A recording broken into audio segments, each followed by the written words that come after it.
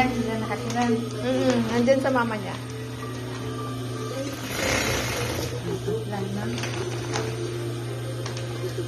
Yung anak ko doon, ang ring bearer nung kasal niya.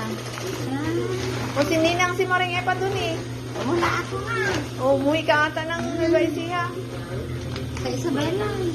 Sabi nila pa. Ano? Nagboto lang.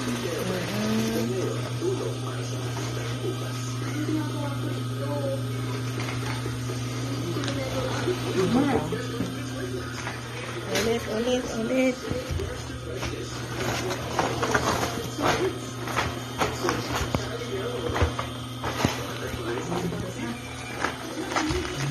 Ayan.